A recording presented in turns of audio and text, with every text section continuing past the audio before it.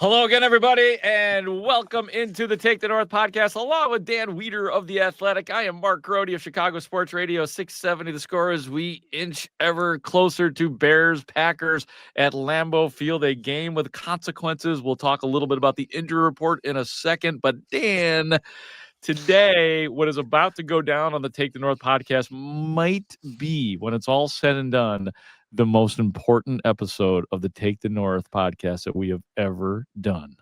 The C word is back. The C word is back, everyone. We are going to say it a bunch of times in this podcast.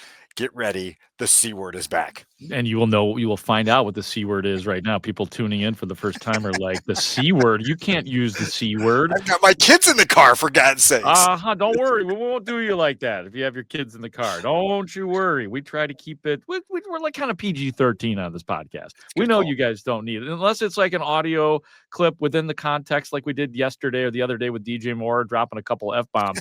But we try to keep things as clean as possible. Let's get to the nitty-gritty, though, with the Bears and Packers injury reports and some key stuff that you need to know, starting with a couple of key, I guess you could say 3 key guys are out at this point, considering everybody matters in the linebacker room these days. But Tyreek Stevenson, Dan, because of the hip, not going to play.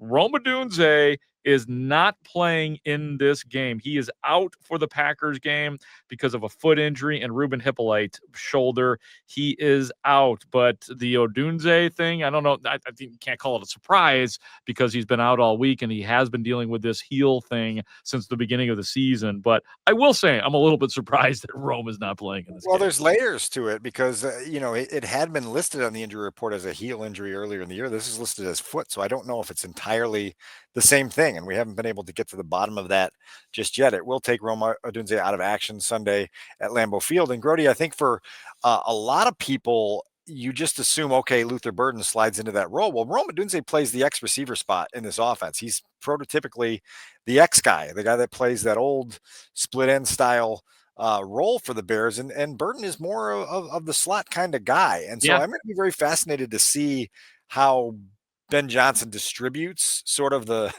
the reps that Rome will miss in this football game, and just kind of how their offense takes on a different look, missing a guy that obviously had played that X receiver in that role the way he has this season. Could be more for Colston Loveland. Could be more for Cole Kmet. So we'll see where the targets for Rome will go. And it isn't. You're right about that. Like, of course, in an ideal world, you want Rome Odunze on the field. But again, this all goes back to Ben Johnson.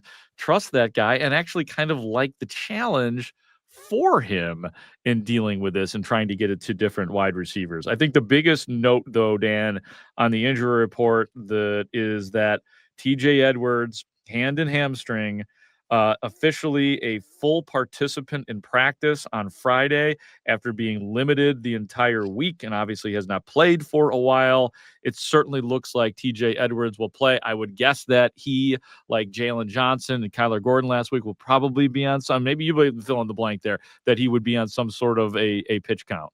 Yeah, I think you'd want to be conservative and cautious with that. TJ did speak after practice Friday at Haugh, said that he would have been able to play with the hand injury weeks ago. It was the hamstring that was keeping him from getting fully across the health finish line there. And so now he's there, full practice today, green light, chance to return in a very big game Sunday at Lambeau Field with a lot of responsibility there and trying to slow down this Packers offense. And so, again, a week after getting Jalen and Kyler back, now you get another key starter back in the mix. You're starting to get those pieces that Dennis Allen can work with together. And it's going to be fascinating to see how TJ does in his return. Yeah, and just on the Packers side, being told that Evan Williams did not practice for the Packers Friday, so that safety depth might be dented just a little bit. And local guy Lucas Van Ness has not been participating much for the Packers as of late. So those are a couple of guys to go along with obviously Devontae Wyatt and Tucker Kraft, who are both key guys on their offense and defense, who are dealing with serious injuries at this point. And I'm actually being told now that Evan Williams is fine. Did I say Evan Williams? I meant Javon Bullard. Did I say Evan Williams? You did. Yeah. I think so.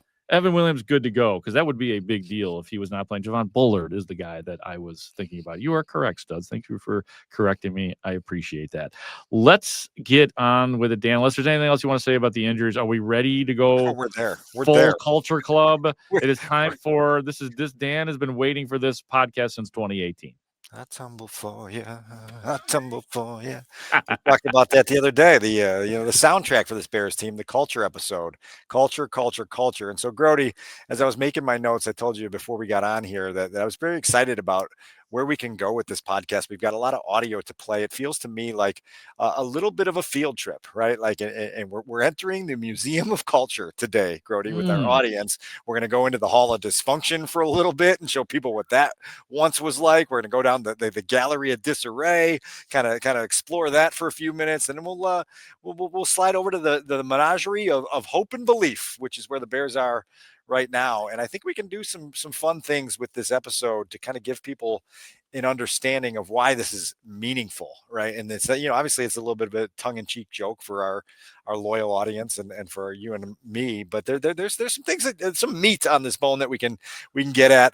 I think the first thing you want to know is, why are we doing this episode, and why did we have that moratorium on the word? Why did I have that moratorium on the word? Yeah. And so that, Grote, I think, as usual, requires a hop into the cold tub time machine to go back some years to figure out why this got to the state it did. And so let me take you there now. Get your seatbelt buckled in that cold tub time machine that you're in. We'll press the button, and we're going to go back to where the success of 2018 turned into the promise of 2019, which ultimately turned into the massive disappointment of the Bears' 100th season, which started all of this mess, right? Like, that was when it all kind of went off the rails and hasn't been back on the rails since.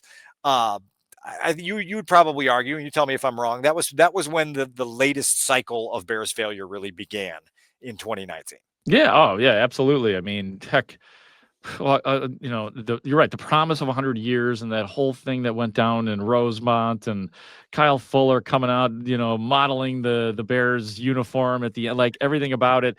And then leading up to what was one of the worst lid lifters in Bears history, coming off the 2018 season, and what was a 10-3, 10-6 loss. 10-3 loss. 10-3 loss.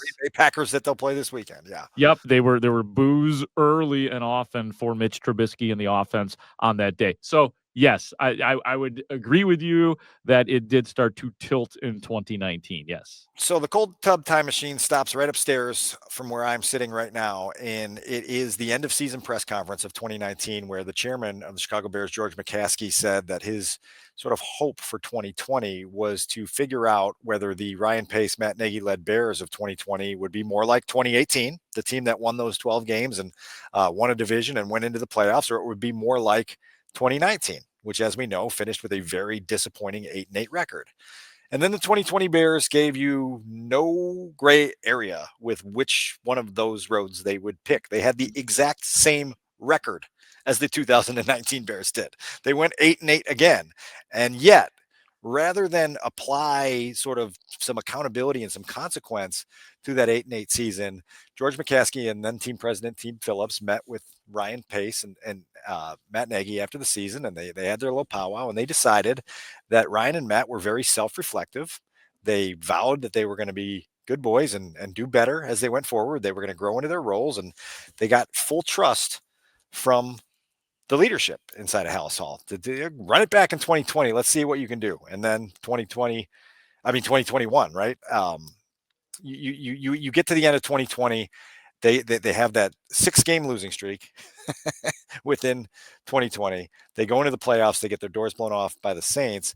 And then you get the infamous end of season 2020 Zoom call with George McCaskey and Ted Phillips. You remember that one well, don't you, Grote? Oh, yeah. So we've got some sound from that one. And we're going to start first with George McCaskey kind of detailing the frustration that he acknowledged, the frustration of the fans. And this was the start of a very infamous day in Get ready to cringe history. Here we go. George McCaskey. We had vigorous discussions over the course of several weeks. Those conversations, as well as regular meetings with Ryan and Matt, including this week, have been candid and constructive and have culminated in the decisions we're sharing with you today. Ryan and Matt are men of character. They are both, like Ted, outstanding leaders. I've been most impressed with how well they collaborate. I was impressed with both of them this past season, especially during the 6-game losing streak. The fact that our players never gave up is a tribute to the players. It is also indicative of the type of players that Ryan acquires and to the players' regard for Matt as their head coach. Like Ted and I, Ryan and Matt too have vigorous discussions. In the end, all 4 of us want what's best for the Bears. There are no egos. There are no other agendas. Have mistakes been made? Yes. But I think both Ryan and Matt are learning and growing in their roles. Grote, this Ryan is the Matt. Yep, the first Ryan and Matt, the first version of Ryan and Matt yeah. that was here. There's another Ryan and Matt coming on our field trip here very, very soon. But this is the infamous collaboration podcast where there was so much emphasis put on how well Ryan Pace and Matt Nagy worked together that they believed that that was the way out of the mess that the Bears were in at the time. There was so much emphasis, Grote, at the time put on. There was no finger pointing. You heard in that very soundbite there, George McCaskey say that he was most impressed with Ryan and Matt during the 6-game losing streak, which in the moment struck me as entirely surreal because you're talking about the true leadership comes from those guys who could get the team to not lose the 6 games, right? They would stop the losing streak after 2 and 3, and they would be on their way. The Bears couldn't do that. They impressed their bosses with the collaboration and the humility during a 6-game losing streak. George was asked in that same press conference to point out signs that he saw that this thing was headed in the right direction. And the first place he stopped was saying, well, they found Darnell Mooney in the 5th round of the draft. I was a big Darnell Mooney fan, Mark Grote. Good player, good dude, good locker room guy. But that's not how championships are won with sort of second-tier receivers found in the 5th round. And it was indicative in that moment. I don't know if you remember that of like, man, like, I don't know if you're aiming at the right stuff here, right? Like, I don't know that you're prioritizing the right stuff here. Completely off. I mean, he was literally leaning into losing and using losing as an inflection point, using, like you said, Darnell Mooney, a 2nd or 3rd wide receiver on your team at best. And I don't want to downplay what Darnell Mooney did. You're right. Great guy, did and was productive for at least a year. You can't use losing as an inflection point. It was head shaking. It was a joke, quite frankly. I mean, when you're talking about your 6-game losing streak as something that was positive and why you are essentially bringing guys back, it's a joke. So this is the day that I started to have the aversion to the word culture because Ted Phillips kept using it that day. He kept propping up the culture that the Bears had. He said at one point that what makes a successful organization besides wins and losses is the people you have. The initial knee-jerk reaction to that is no, the wins and losses are what make you a successful organization. He talked about, having leaders that could admit mistakes and learn from them. And again, you're sitting there listening to all of it and you're going, they're aiming at the wrong things here. They're prioritizing people skills over competitive success. And it's hard to win at the highest level in this cutthroat professional National Football League when you don't have the right aiming points. And so then Ted was asked, in maybe the most infamous bite of that day, Grote, where he draws the line between leaders taking responsibility for the missteps and those who sort of avoid the missteps to begin with. This was Ted's now well-documented response to that question. It's a decision that there's lots of different layers to any decision to keep a person, not keep a person. So we'll look at all the different layers and peel them all back. And as I think George mentioned, we're gonna know whether we're heading in the right direction or not. And that's how we feel about it. This is a people business. And when we step back and we've taken a look at what are the qualities of a successful manager, general manager, and a head coach, we feel that Ryan and Matt check off lots of those boxes. Have we gotten the quarterback situation completely right? No. Have we won enough games? No. Everything else is there. And so whenever you make a decision, in my opinion, there's lots of ripple effects throughout other parts of the building too, and other people's careers. And we have a solid football foundation. We have a solid football culture. We truly believe that because we've delved into all the different issues that make up a solid football culture, and we feel confident that will lead us and lead Matt and Ryan to make the right decisions and correct some of the mistakes in the past. At this point, Grote, I'm writing my breakup letter to the word culture, right? Like you sit to that and you're like, nope, nope, nope, nope, cannot subscribe to this, unsubscribe. I understand what you're saying. I don't agree with what you're saying, Ted. Yeah, you're all very nice people. And I mean, if that's what culture is, I think that they were a little bit misunderstanding of what culture actually means. Just because everybody you work with is nice and the guys that you drafted are nice does not mean that your culture is good, Ted. Sorry. So those very nice men, Ryan Pace and Matt Nagy, who I still believe are very nice men, they lasted one more season. They did not manage to get the thing turned around. They got fired at the conclusion of the 2021 season, pivoted right on to the next coaching search in which a new Ryan and Matt were hired. Ryan Poles, the new general manager, Matt Eberflus, the new head coach. Those men suffered together through a 3-14 season. Their first year, they get a lot of forgiveness because it's a teardown year, and they're messing it all up on purpose and trying to get this thing down to the studs so they can build it back up. You go into 2023, their second year together, and the 10-game losing streak becomes 11 and 12 and 13, and it gets up to 14. And in the middle of the 14-game losing streak, defensive coordinator Alan Williams resigns mysteriously. He does so on the same day that Justin Fields stands at the lectern at Soldier Field or at Haugh Hall and tells you that coaching is a big part of why the offense is sputtering, and basically says he's going to say F it and go out and play his way in the next football game. And all of a sudden you can just feel, as I mentioned before, the disarray just taking root. And then 7 weeks after that, David Walker, the running backs coach, is fired from the Chicago Bears for personal conduct issues, similar to why Alan Williams had to resign from the building. There was personal conduct issues that made them no longer a fit for this building. So you've got this football team that has been a mess on the field. They have then become a mess off the field. And Matt Eberflus, bless his soul, was asked how he can defend the football culture that existed inside Haugh Hall.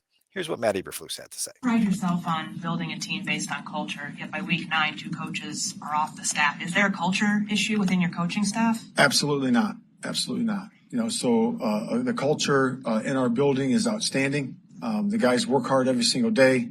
The relationship piece is there. We care about each other, and we're working diligently, to get this thing turned. We're 2-2 in the last 2 games. One game was real close, had a chance at that one, and we really feel we're turning the corner there, and we feel excited about this week. But to answer your question, our culture is awesome. Culture is awesome. So that was the day, Grote. I don't have the episode handy, but that was the day. That was the day. That was it. That's it. We're not saying that word anymore. The culture is not outstanding. Yeah. It's not awesome. The fact that you're 2-2 in your last 4 games is not an achievement. The fact that you were close in another game was not an achievement.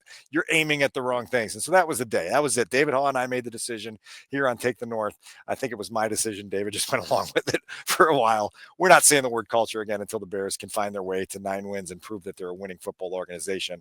I think you understand now the justification between for the moratorium on that word and why it had to go away for a while. Yeah, it always made sense to me, but now when you, and I'm sure that other people are having the same effect hearing these quotes again, which we've all heard, it really helps me to understand you even more, Dan. Because not only did they not have good culture, they had actively miserable culture. Like absolutely astoundingly miserable culture. Miserable culture. And unable to acknowledge it. If you can't acknowledge it, you can't correct it. If you can't identify it, you don't know what you're looking for in terms of solutions. A total mess. And so now this is the point of the field trip where if this was an actual field trip, Grote, I'd have the kids get their granola bars, have a little snack, use the restroom, take a little break, and then come back because we're about to go explore the menagerie of hope, the menagerie of belief that's ahead. Because this is the good stuff. Okay. Here we go. Kids are back from the bathroom. The granola bar wrappers are thrown away, and we're here now. Kids, look inside this menagerie. This menagerie shows you Ben Johnson's 9-3 Chicago Bears, the team and the coach that brought culture back into 1920 Football Drive here in Lake Forest. It's a fascinating place to be at. And so for the rest of this field trip, Grote, we've got modern day people that can help us understand what's happening inside this building. Before I get to them, you've been here. You've been here since the spring. You've been here through training camp. You've been here through the first 12 games of the season. What for you has been most notable about why the Bears are suddenly first place in the NFC North, first place in the NFC at large? I think it's because they have a head coach who does things and says things, I should say says things, and then the things that he says actually happen. That there have been coaches in the past where they say all the neat stuff, they say all the fun stuff, all the stuff that maybe people want to hear, and then you don't really see any actual action that take place. I guess the best example I could give you is earlier in the season when Ben Johnson told all of us that we have the right personnel at the running game. We have the right, we can get this thing better. And I was kind of like, okay, let's see about all that. Because there was a conversation earlier this year about, do the Bears need to bring in another running back? Do they need to go onto the pile of running backs that are looking for jobs and all that kind of stuff? So just to make it simple, you have a head coach who says he's going to do something, he does it. That's the best thing that I've seen from the Chicago Bears 2025. And I believe you elicited that quote in September from Ben Johnson, where he said directly that our practice habits have yet to reflect the championship standard, right? Like, Yeah, you asked him a question that was pretty, gentle, and he gave you that straightforward. And it was like, this is the messaging here. Like, we're not here to just be okay, right? Like, we are here to try to go chase a championship standard. Our practice habits don't reflect that yet. It's part of the reason it might have been when they were 0-2 that came out. Yeah, and I also asked, and it might have been after 0-2 or maybe even 0-1, actually. I asked Ben Johnson about his play calling, and he went through this like very specific litany of maybe 2 or 3 plays where he was like, I didn't like that play. That was a bad call by me. I did not put that player in a good position. And again, it wasn't just the usual, hey, blame it on me. I'm the head coach. Whatever happens to this team, I am responsible for whatever. He was like giving specific examples of where he was bad, or at least he perceived himself to be bad. As opposed to his predecessor, who had no issue with the way he called the defense on the final series in Washington a year ago, who said he liked the way they handled the final minute in Detroit on Thanksgiving. Like, when you compare and contrast these styles of leadership, this ability to create buy-in from a locker room, it's jarring. It's hard to believe that you even thought at any point that Matt Eberflus could successfully navigate this journey, right? And he obviously couldn't. And so that's why the change was made. So it brings us to this week. And I set out on a little homework assignment here at House Hall this week to try to find out what some of the folks that are key in this organization believe is happening inside the building.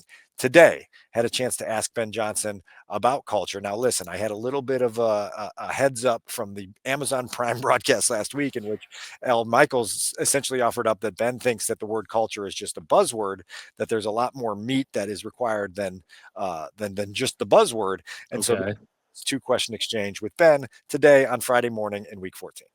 And your players have talked a lot about the change of culture here. Kind of 2-parter for you. What is your thoughts on the concept of culture? I know it's probably sort of a buzzword to you, but what are your thoughts on culture? I think what we've done here is we just established how we're going to go about our business, and the guys have kind of taken to it, and I think it's come to life. So I guess that's really what they're talking about. One of the things you talked about when you got hired was the accountability piece and being who you say you're going to be and doing what you say you're going to do, and then attaching consequences. How do you believe that's come to life in your first year as a head coach? Well, yeah, I think anytime things kind of go off the train tracks, if you will, you just gotta acknowledge it and bring attention to it, and then keep it moving from there. So I think our guys have done a great job. If discipline starts to lack a little bit, then we got good veteran leadership to help keep everybody in line, and good coaching staff to help get us back and go in the right direction. So there's a lot of that going on. I think when you got a group of really good coaches, experienced coaches that know what it looks like, they have a good way of communicating to the players, and been saying all along that our veteran leadership does a phenomenal job with the locker room as well. Yeah, Dan, he's mentioned that veteran leadership many times, and especially on defense, talking about Kevin Byard and Grady Jarrett, guys like that. He really seems to, and that's what a smart head coach is going to do. You are going to find those leaders, those veterans, and you are going to lean on them for essentially their side of the story, their side of what's going on, win or lose. And you're going to trust them to be the tone setters that you need them to be. And Joe Tooney on the offensive side has been that way as well, in a different way. Those are three guys with very different personalities, but they all have a manner of setting a tone for the entire team that it has obviously been really, really easy to follow. And so that's there. 50 years from now, when people come to this museum exhibit, which we've laid out for them, they're going to say, hey, kids, once upon a time, there was a podcast called Take the North. It was one of the best podcasts in the city of Chicago. And they did a segment called Listen to This, where they would listen to audio clips and dissect them. That's the part of the field trip we're in right now. You heard from Ben there. I also thought earlier in the week it would be interesting to ask Cole Kmet about the culture here inside this building, because Cole's been here since 2020. A lot of those things that we sort of just navigated and traced down, Grote. Cole was either a player employed by this organization, or he was a Bears fan, right? Like as a kid that grew up in Arlington Heights and followed this organization. So for him now to be on a winning football team for the first time in his professional life is notable. He's got some good perspective. He's got some good insight. We asked Cole what the culture was like in the 2025 building here in Lake Forest.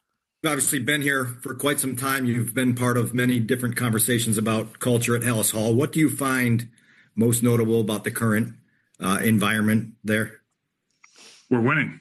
Yeah, I think the culture kind of takes its place when you find wins like we've been doing it. And I think two things you can describe about our team in the moment is that we're resilient. I think we've shown that at the end of games, and we're physical. I think that's shown up throughout the course of the season, and it's really taken shape here. And obviously, with Ben coming in, he's really kind of instilled those 2 points to us from the moment he's been here. And I go back to practices that we had in camp, and all the things that he says to us in team meetings, and I think they've really taken hold here in the building. I mean, that's a simple answer, right? Winning equals culture. Here's a little zeroed in example from this week where Ben comes back on the first day back after a signature victory in Philly, and he tells the offense, hey, we've got to get our passing game enlivened. And I think part of the culture here is that the head coach isn't afraid to be very direct and head on with what needs to be done in that given week. At the same time, he started that entire meeting with the offense by doing, as you said just a few minutes ago, by showing examples where he himself had fallen short of what his expectations were. And so I think there's a quality to that where it disarms the players. They're not defensive, and all of a sudden you can criticize and teach and create that constructive regrouping process because your head coach is in it with you, and so that's part of this here. And I think that's part of what you hear Cole describing, what we've heard throughout the week of, even the clips we played in our previous episode with DJ Moore of just understanding, like when coach says it's not good enough, he means it's not good enough, right? Yeah, and what was missing too from the locker room last year, like I said, it wasn't like a bad locker room, but they were missing accountability too. Like that's a big part of this leadership. I mean, we heard Mercedes Lewis like imploring us to be like, look, everybody needs to be held accountable, not just some guys being held accountable. Sure feels like everybody, including the quarterback, is being held well accountable this year. Right. And you hear from Ben earlier about like when the train gets off the tracks, you acknowledge it and you get it back on the tracks, and that's just the way you do it. And so obviously QB1 is a big part of all of this. He's got to have a say and an influence in where this organization goes. So Caleb Williams, he had a chance this week also to weigh in on what he sees kind of taking place here at Haugh. Since the spring, what do you identify here in the environment that's created sort of the springboard for you guys to have the success you've had so far? Yeah, I think it starts with coach and what he told us he was going to be for us and how consistent he was. And then from there, and how consistent he is. And then from there, it's just, the things that he provided us that ultimately are going to help us win, the details, the discipline, and all those things. And then, you put all those together, you start winning some ball games, and you got to keep being consistent, and you got to keep laying on the basics and harping on the basics. And so that's what we're going to keep doing throughout the whole year. And that's something that he put up this morning is always go back to basics, because basics win. I love it. I mean, I like that Caleb is parroting that as well, parroting the things his head coach said. And he probably did some of that last year with Matt Eberflus and Shane Waldron, whomever was in his head. But just the tone of Caleb, and even having some chats with him in the locker room. He just seems like a happier person and seems to believe in what he is parroting. Yeah, and when the results come, that's when the belief swells, right? Like when you have tangible evidence that what your coach is selling works, all of a sudden it's much easier to come back and listen to every word he says, with full attention and as Caleb said, with consistency, with discipline, and with a focus on details.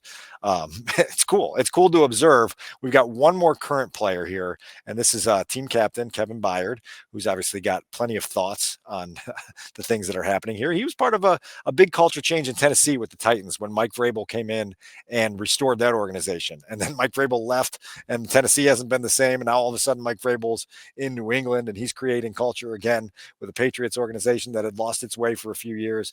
So KB's perspective is interesting, but as it relates to the current Bears team, this is how KB sees the culture taking root here. Culture, buzzword, it's thrown around a lot. Yeah. I refused to say it for 4 years until this week because I said I'm not going to talk about a team that talks about good culture which is in last place. Yeah, for sure. You have to have 9 wins. You have to guarantee a winning season. Exactly. What do you find as the special elements of the culture that's happening right now? Well, I've always said that culture is defined when you face adversity, and everybody has good culture when everything's all good.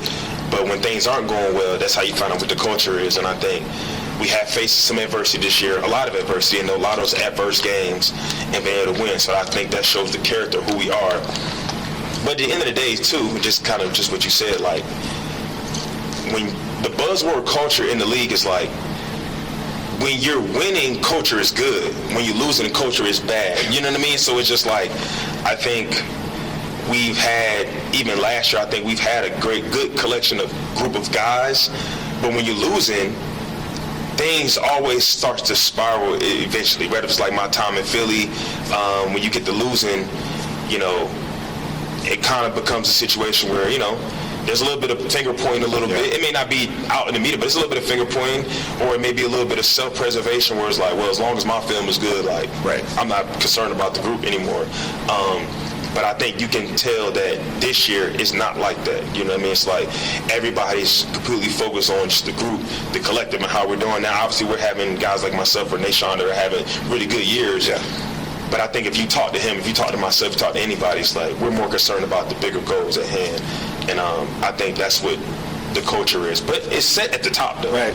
You know what I mean? Like, it's set at the top, and then it trickles down. So I think Ben Johnson has done a great job of keeping everybody focused on what's important. I think the veterans, the leaders of the group, has been, make sure that message is being spread throughout the locker room. Yeah. That's really good stuff from Kevin Byard. And he's right.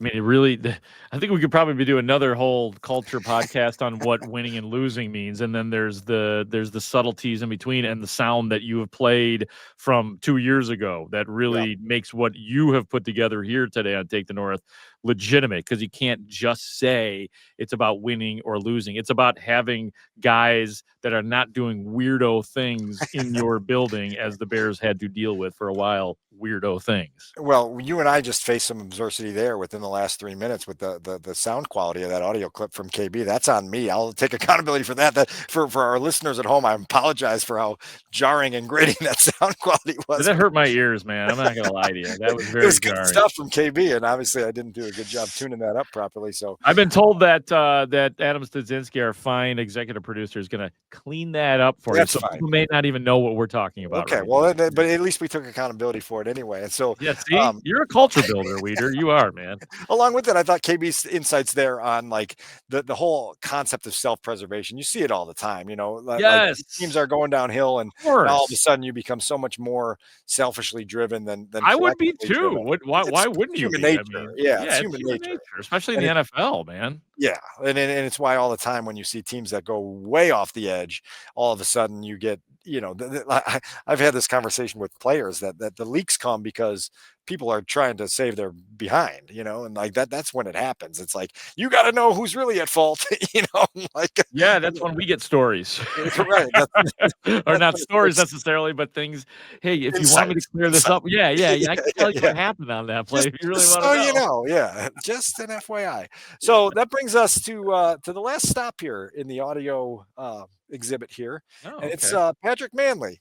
Yes. This guy has played a few games as a Chicago Bear, maybe more than anybody else in the history of the Bears.